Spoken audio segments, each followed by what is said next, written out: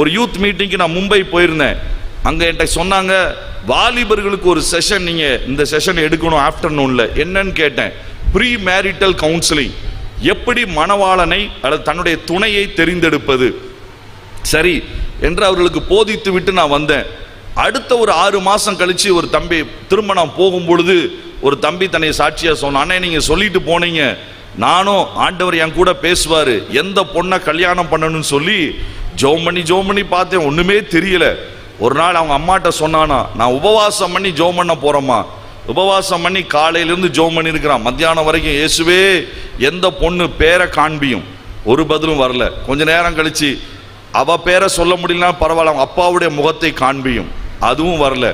நம்பரையாவது காண்பியும், அடையாளத்தை காண்பியும். சாயந்தரம் வரைக்கும் ஜெபித்து ஒன்றுமே நடக்கல. அது ஒரு சனிக்கிழமை சாயந்தரம் 6 மணிக்கு அவனே முடிவு பண்ணி சொல்லியிருக்கிறான், இயேசுவே நீங்கள் கஷ்டப்பட வேண்டாம், நானே நாளைக்கு ஆலயத்துக்கு போவேன், யார் சிவப்பு சுடிதார் போட்டிட்டு வர்றாங்களோ அவங்க தான் நீங்கள் வச்சிருக்கிற பொண்ணு, எதுக்கு உங்களுக்கு எனக்கும் கஷ்டம் அப்படின்னு சொல்லி வெளியில் வந்துட்டான். அவங்க அம்மாட்டையும் சொல்லலை.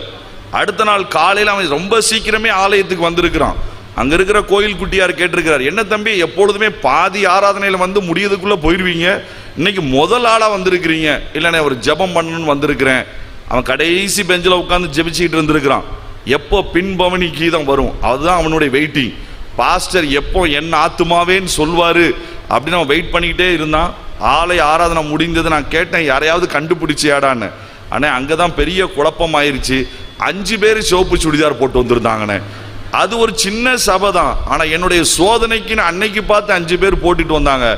ஆவியானவர் என்ன சொல்றாருன்னே புரியல. ஏனென்றால் ஆவியானவரை அப்போ தொட்டு பார்த்து தேவையான நேரத்தில் மட்டும் ஆவியானவரிடத்தில் போறதுனால அவர் என்ன பேசுகிறார் என்பதே நமக்கு புரிவதில்லை.